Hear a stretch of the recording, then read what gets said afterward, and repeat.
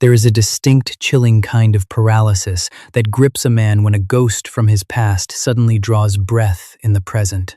Count Alaric Montgomery was strolling through the autumn chill of Hyde Park when he saw her, Genevieve, the woman who had inexplicably shattered his soul 5 years ago.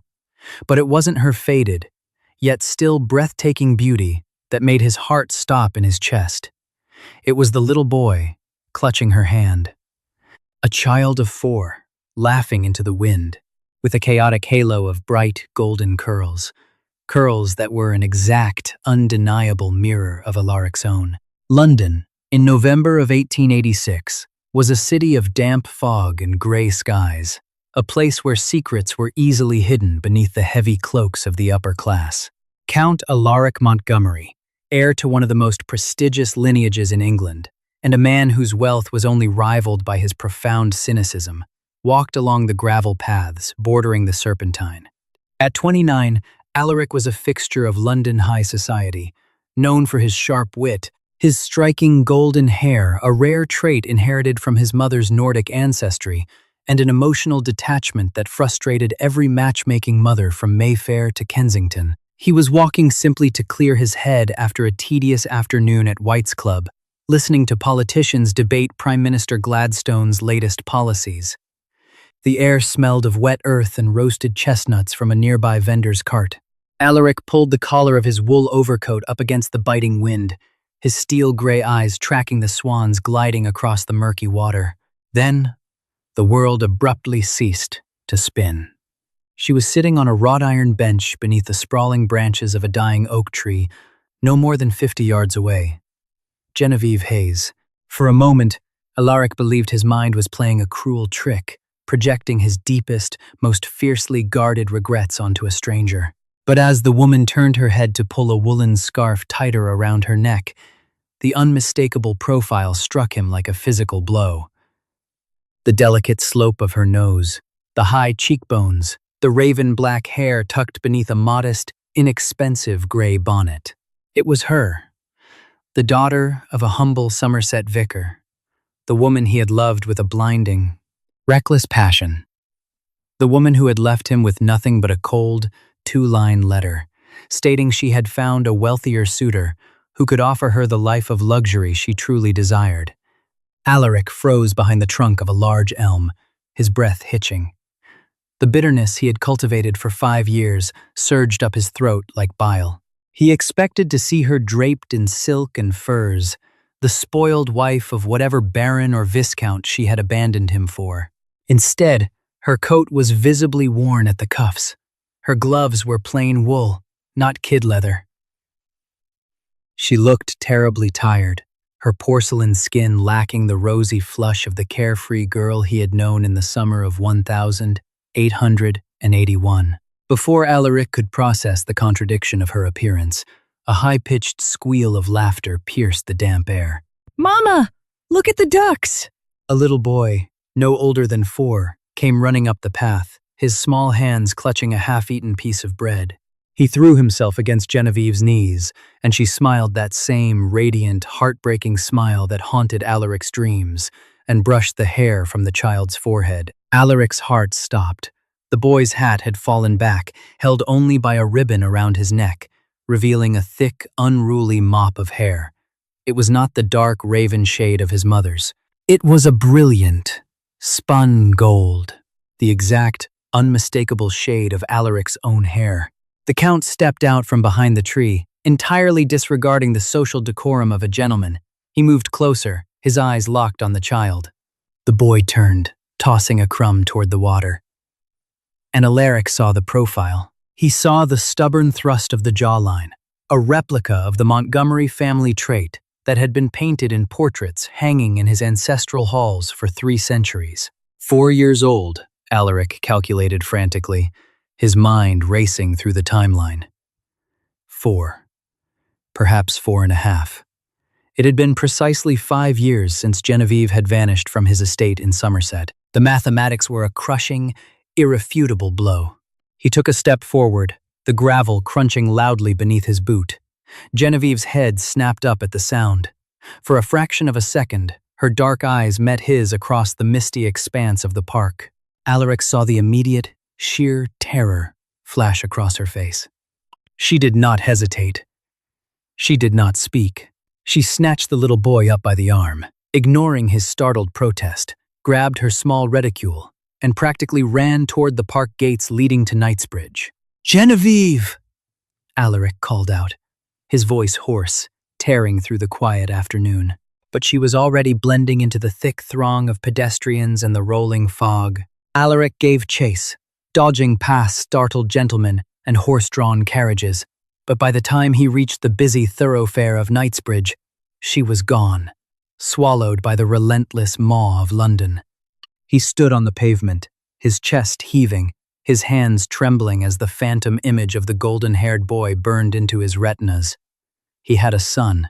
The heavy mahogany doors of Alaric's private study in Grosvenor Square were shut tight. The fire roared in the hearth, casting long, dancing shadows across the velvet-lined walls. But Alaric felt nothing but ice in his veins. He stood by the window, a crystal glass of amber scotch untouched in his hand, staring out into the rain-slicked streets. Seated in the leather armchair across the room was Mr. Josiah Harding, an ex-inspector of Scotland Yard who had retired to open a highly discreet, highly expensive private inquiry agency on Baker Street. Harding was a meticulous man with a balding head and a notebook that he guarded like scripture. "You are absolutely certain, Harding?" Alaric asked, his voice a low, dangerous rumble. "I am, my lord," Harding replied, adjusting his spectacles. It was not difficult to track her once you provided the description of the boy. A child with hair, that bright, stands out in the soot of the city. She is living in a terraced house on a dreary little street in Chelsea, number 14, Markham Square. It is a respectable area, but strictly working class. She is known to the landlord and the neighbors as Mrs. Hayes, a widow, she claims. "A widow," Alaric sneered, gripping the crystal glass so tightly his knuckles turned white. "And the wealthy lord she left me for? The aristocrat who was to drape her in diamonds?" Harding shook his head slowly. "A phantom, Count Montgomery. There is no record of a marriage for a Genevieve Hayes in the past 5 years. There is no wealthy benefactor. She pays her rent by working as a seamstress for a modiste on Sloane Street, and she takes in mending on the weekends. She lives a life of near poverty. The boy's birth certificate lists him as Leo Hayes. The space for the father's name is blank." Alaric closed his eyes, the revelation hitting him with the force of a speeding train. The narrative he had clung to for half a decade, the story that had turned his heart to stone, was a fabrication. His mind violently snapped back to the summer of 1881. He had been 24, summering at his family's country estate in Somerset. Genevieve had been 19, the daughter of the local parish vicar. They had met by chance in the village bookshop, and what started as stolen glances had rapidly evolved into clandestine meetings in the sprawling, sun-drenched meadows. He remembered the smell of lavender in her hair, the soft, hesitant press of her lips against his in the shadow of the old ruined abbey. He had promised her the world. He had promised to defy his father, the formidable late Earl of Montgomery, who had already arranged a politically advantageous match for Alaric with a French duchess. Alaric had fully intended to elope with Genevieve. He had purchased train tickets to Scotland. He had packed his bags.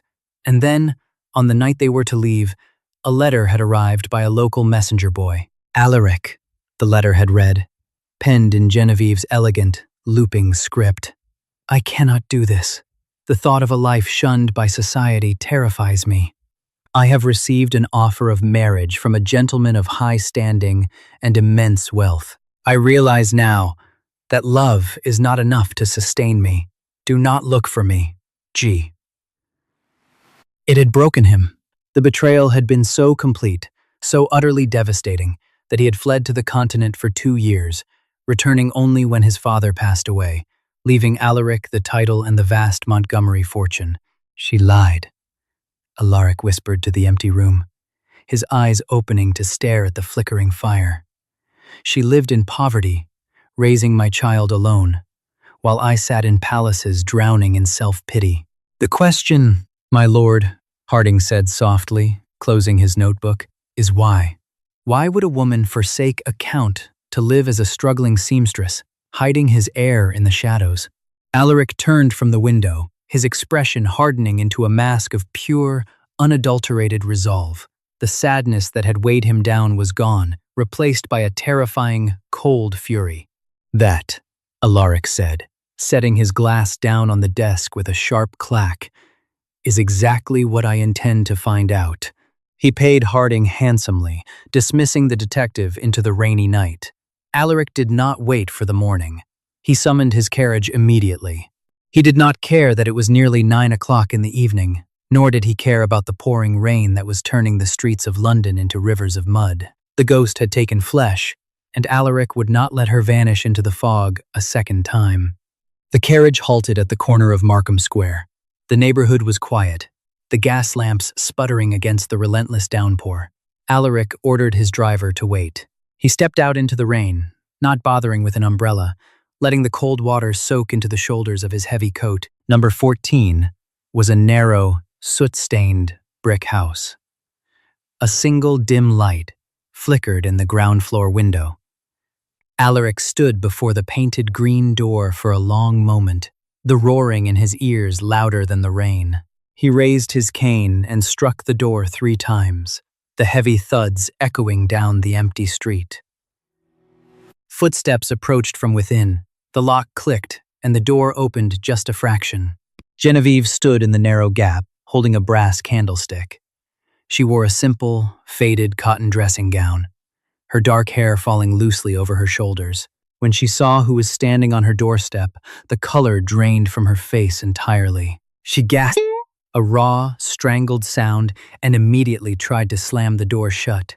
Alaric was faster. He wedged his leather boot against the frame, his hand pressing flat against the damp wood, forcing it open with a surge of physical strength fueled by 5 years of dormant rage. "Alaric, please!" Genevieve cried out, stumbling back into the narrow, unlit hallway as he stepped inside and kicked the door shut behind him, sealing them in the suffocatingly small space. "Did you really think you could run from me again?" Alaric's voice was dangerously quiet, a velvet-wrapped blade. He stepped closer, towering over her in the cramped hall. The scent of her soap and rain and the faint, sweet memory of lavender assaulted his senses, nearly undoing him. "Did you think I wouldn't find you? You shouldn't be here," she whispered, her hands trembling violently as she held the candle between them like a shield. "You have no right." "I have no right?" Alaric barked a harsh, bitter laugh that held absolutely no humor. He took another step forward, forcing her back into the small, threadbare parlor room. The room was cold, a dying coal fire barely warming the hearth. A half-finished dress sat on a small sewing table, surrounded by spools of cheap thread. "You vanished into the night, leaving me a letter filled with vicious lies about a wealthy benefactor, and you dare tell me I have no right. Where is he, Genevieve? Where is the grand aristocrat who was to drape you in silk?" Genevieve looked away, tears pooling in her dark eyes, reflecting the candlelight. He passed away.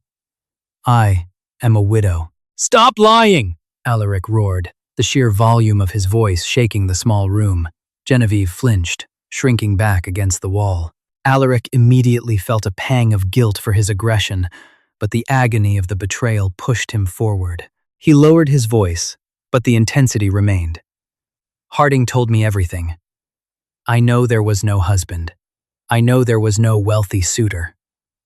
I know you work until your fingers bleed to pay the rent for this miserable hovel." He stepped directly in front of her, his gaze dropping from her terrified eyes to the hallway leading to the back rooms.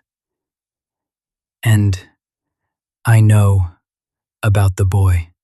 Genevieve dropped the candlestick. It clattered against the wooden floorboards, plunging the room into shadows lit only by the dim street lamp outside the window. "No," she sobbed, throwing her hands up as if to physically ward off his words. "He is mine. He has nothing to do with you. He was my late husband's." Do not insult my intelligence, Alaric spat, grabbing her by the shoulders. His grip was firm but not painful, desperate to ground her, to force her to look at him. I saw him, Genevieve. I saw his hair, I saw his face. I saw the Montgomery jawline. He is exactly 4 years old. He is my son. He is not, she screamed, thrashing against his grip, tears spilling down her pale cheeks. He is mine! You cannot take him! Please, Alaric, I beg of you, leave us be! Take him?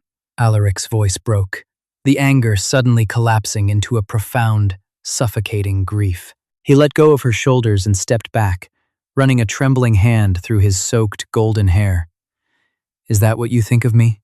That I am some monster who would steal a child from his mother? Why, Genevieve? Why did you hide him from me?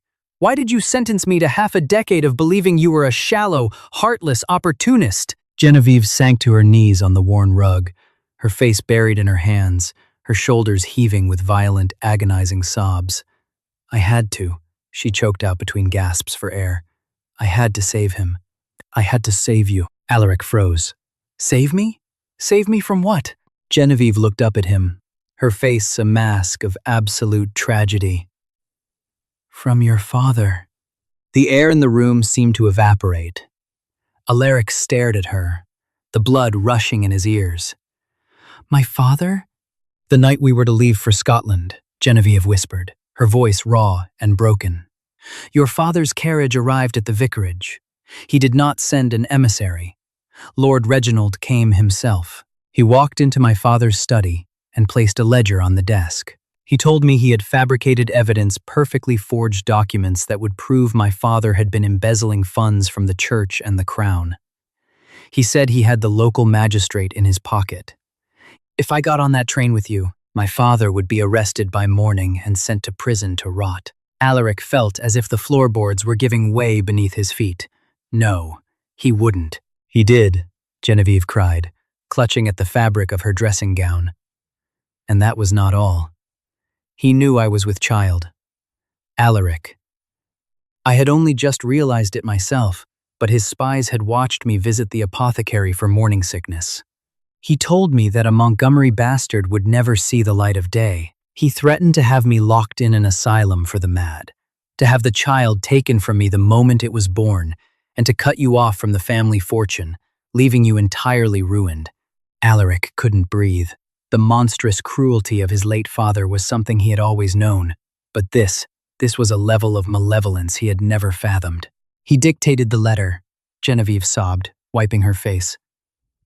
He stood over me while I wrote it. He gave me £50, forced me onto a train to London, and told me that if I ever contacted you, or if you ever discovered the truth, he would destroy my family and take the child. I had no choice, Alaric. I had no choice. Silence descended upon the room, heavy and suffocating. Alaric stood paralyzed, the weight of the last 5 years crashing down upon him. The anger he had harbored toward her evaporated, replaced by a blinding, white-hot hatred for the dead man whose title he now bore. She hadn't abandoned him for wealth. She had sacrificed everything, her reputation, her comfort, her true love, to protect her father, to protect Alaric, and to protect their unborn child. Before Alaric could find the words to speak, the soft creak of a floorboard echoed from the hallway. Alaric turned slowly. Standing in the doorway of the parlor, clutching a small, stuffed wool bear, was the little boy. He was rubbing his sleepy eyes, his golden curls a tangled, beautiful mess. "Mama?" the boy mumbled, his voice thick with sleep. "Why are you crying? Who is the loud man?" Genevieve scrambled to her feet, wiping her tears frantically, rushing over to pull the boy behind her skirts. But Leo stepped around her, his big, steel-gray eyes locking onto Alaric. For the first time in 5 years, the Count of Montgomery fell to his knees. The dampness of his coat seeped into the rug as he lowered himself to the child's eye level. He looked into a face that was a flawless mirror of his own, feeling a piece of his shattered soul finally click back into place. "Hello, Leo," Alaric whispered, his voice cracking, tears finally breaching his stoic exterior to mix with the rain on his cheeks. I am an old friend. An old friend? Leo repeated, his small brow furrowing in a display of skepticism that was devastatingly familiar to the man kneeling before him. The boy took a hesitant step forward, his worn leather boots scuffing against the frayed rug. He reached out with a chubby, ink-stained finger and poked the damp wool of Alaric's heavy coat. You are very wet, sir, and very loud. A breathless, watery chuckle escaped Alaric's lips, the sound entirely foreign to his own ears after years of practiced stoicism. I am, Alaric agreed softly, his gray eyes shining as he looked at his son. I apologize for the noise, Leo. I was searching for something very important that I lost a long time ago. Finding it gave me quite a shock. Genevieve watched this exchange with her heart hammered against her ribs, trapped between the instinct to snatch her child away and the paralyzing awe of seeing the two halves of her shattered world finally in the same room. Alaric did not look like the terrifying, formidable Count of Montgomery in that moment. Stripped of his aristocratic arrogance, kneeling in the damp and the dirt of a Chelsea slum, he looked entirely undone. Alaric slowly stood, his gaze shifting back to Genevieve. The anger that had propelled him through the London rain was gone, replaced by a profound, aching tenderness that made Genevieve's breath hitch. Pack your things, Alaric commanded, though his voice was barely above a whisper. Genevieve stiffened, her protective instincts flaring. Alaric, no, you cannot simply walk in here and— I am not asking, Genevieve, he interrupted, closing the distance between them. He did not touch her, respecting the flinch of her shoulders, but his presence was an unyielding wall of heat in the freezing room. Look at this place. There is no coal in the scuttle. The roof is leaking in the hall. You are shivering, and my son is wearing a coat that is 2 sizes too small. I will not allow you to spend another second in this squalor. Not tonight. Not ever again. You do not understand, she pleaded, tears threatening to spill once more. Your father. He was a meticulous man. The forged ledgers that frame my father for embezzlement from the crown are not simply destroyed because the Earl is dead. He left them in the custody of his solicitors, Farrer & Co. in Lincoln's Inn, specifically a senior partner named Mr. Archibald Sterling. He was Lord Reginald's most ruthless confidant. I am required to send a letter to Sterling every 6 months, confirming my poverty and my silence. If I fail, or if I am seen with you, Sterling has standing orders to release the documents to the magistrate. He will ruin my father, Alaric. He will see a good, innocent vicar die in Newgate Prison.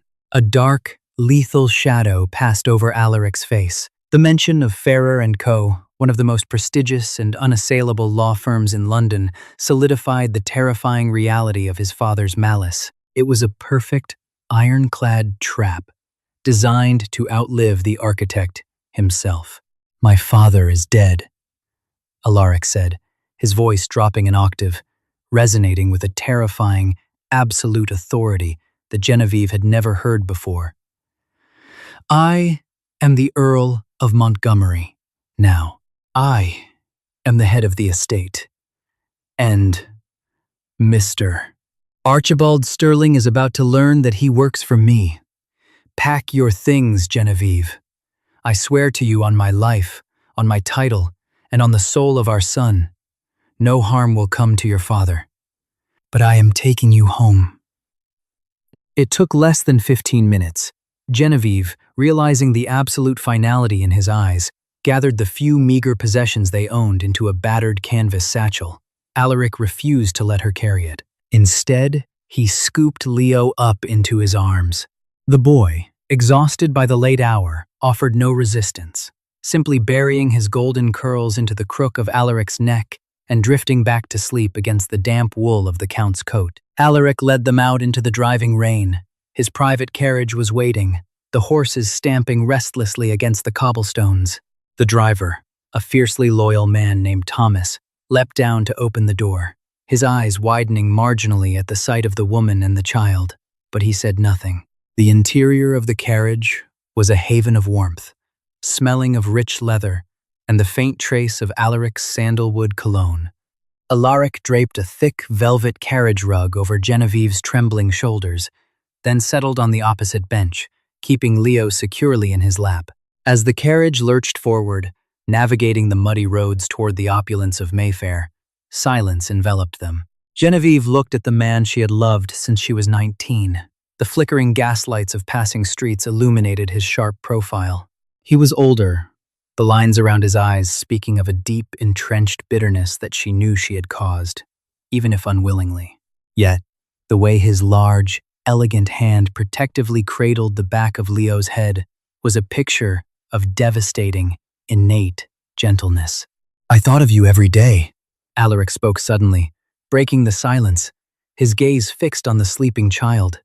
"Every time I saw a woman with dark hair in a crowd, every time the scent of lavender caught on the wind, I hated you with a violence that frightened me, and I loved you with a desperation that shamed me." Genevieve closed her eyes, a fresh tear slipping free. "I wrote to you," she whispered, her voice trembling. "Hundreds of letters. I never posted them, of course. I burned them in the grate. But I told you about his first tooth, about his first steps. I told you that he has your terrible temper and your absolute refusal to eat peas." Alaric looked up, his silver eyes meeting hers across the dim carriage. The heavy, suffocating wall of betrayal that had stood between them for half a decade finally crumbled into dust. He reached across the space, his fingers gently brushing the tear from her cheek. "We have a great deal of time to make up for, my love," he murmured. "Starting tomorrow." The morning sun broke through the London fog with a rare, brilliant clarity, pouring through the towering windows of Alaric's private study in Grosvenor Square. Genevieve and Leo were asleep upstairs in the master wing, guarded by the estate's most trusted staff. Alaric, however, had not slept. He had spent the night by the fire, drafting documents, reviewing his financial ledgers, and stoking the fires of a cold, calculating vengeance. At precisely 9 o'clock, Alaric's carriage arrived at the wrought iron gates of Lincoln's Inn. He bypassed the clerks and junior associates, striding directly into the mahogany-paneled sanctuary of Ferrer & Co. He did not knock on the door bearing the brass nameplate of Mr. Archibald Sterling. He simply opened it. Sterling, a gaunt man with a face like a hawk and a disposition just as predatory, looked up from his paperwork, his spectacles slipping down his nose. "Count Montgomery," he said, quickly masking his surprise with a tight, obsequious smile. "To what do I owe the pleasure?" "We did not have an appointment."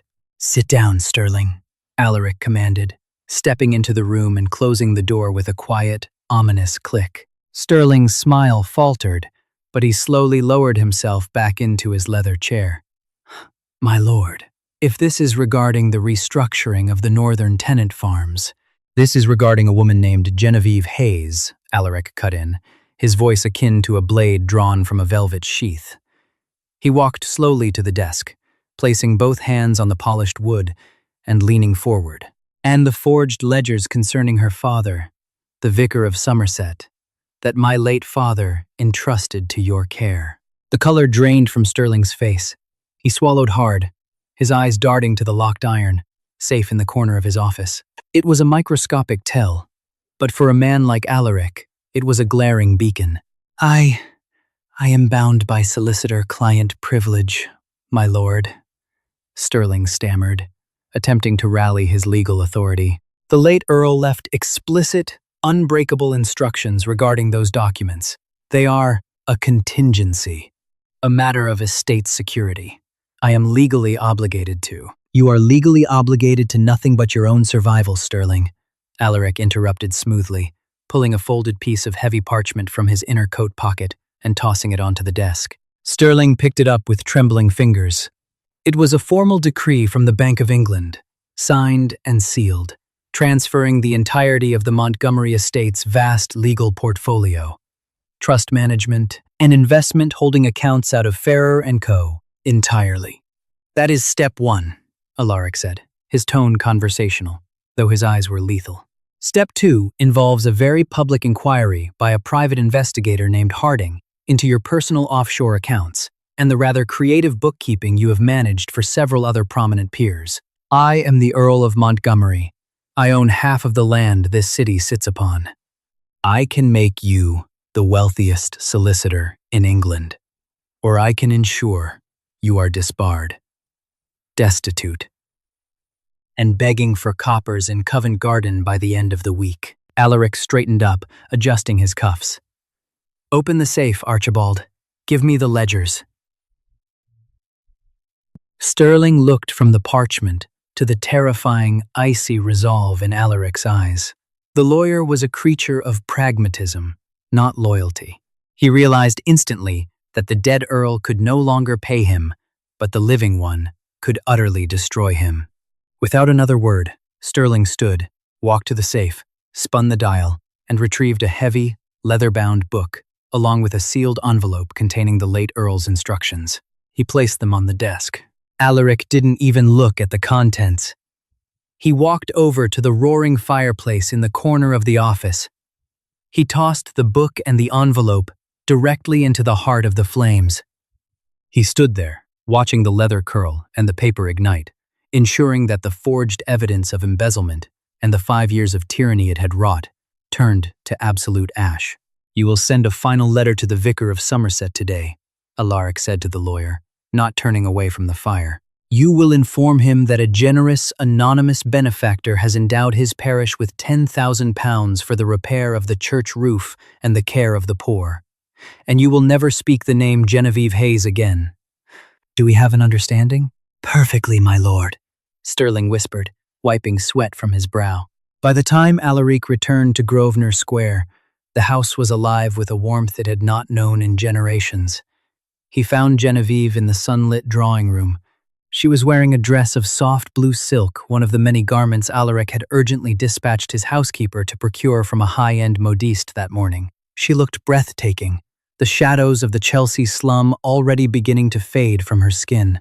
Leo was on the floor, surrounded by a mountain of expensive wooden blocks and tin soldiers, chattering happily to a completely mesmerized footman. As Alaric entered, Genevieve stood, her eyes searching his face with frantic desperation. Alaric smiled. It was not his usual smirk, but a full, unguarded smile that reached his eyes. "It is done," he said softly, crossing the room to take her hands in his. "The ledgers are burned. Sterling is neutralized. Your father is safe, and the church in Somerset is about to receive a very substantial anonymous donation." Genevieve let out a breath she felt she had been holding for 5 years. Her knees went weak, but Alaric caught her, pulling her flush against his chest. She buried her face in his shoulder, her tears this time born of pure, unadulterated relief. "He can never hurt us again," Alaric whispered fiercely into her dark hair, his arms wrapping around her like a fortress. "The ghost is dead, Genevieve. I am here. I will always be here." He pulled back just enough to look into her eyes. He reached into his pocket and produced a ring. It was not a grand, ostentatious diamond, but a delicate, antique sapphire, surrounded by pearls, a piece that had belonged to his mother, the only woman in the Montgomery line who had ever married for love rather than power. "I was supposed to give this to you at a train station in Somerset," Alaric said, his voice thick with emotion. "I am 5 years late, and I have nothing to offer you but a deeply flawed man who loves you beyond reason, and a house that is far too large for just 2 people." He paused, glancing down at the little boy who was currently trying to make a tin horse eat a wooden block. 3 people. Genevieve laughed, a beautiful, clear sound that seemed to chase the last remaining shadows from the room. She looked at the ring, then up into the steel-gray eyes of the man who had torn down the world to get her back. "Yes," she whispered, lifting her left hand. "Yes, Alaric. Always yes." As he slid the sapphire onto her finger, Leo abandoned his toys and trotted over, tugging on Alaric's trousers. Alaric effortlessly scooped the boy up, settling him on his hip. The child looked at the ring on his mother's finger, then at Alaric's bright, golden hair, so identical to his own. "Are you going to stay here?" Leo asked, his big eyes blinking in innocent curiosity. Alaric looked at Genevieve, his heart whole for the first time in his adult life. He pressed a kiss to his son's temple. "I am not going anywhere, Leo," the Count replied. "We are finally home." The story of Count Alaric and Genevieve reminds us that true love, though easily hidden by the darkest of lies, can never be fully extinguished. Even the most powerful forces of manipulation and class warfare were ultimately no match for a father's instinct and a lover's relentless devotion.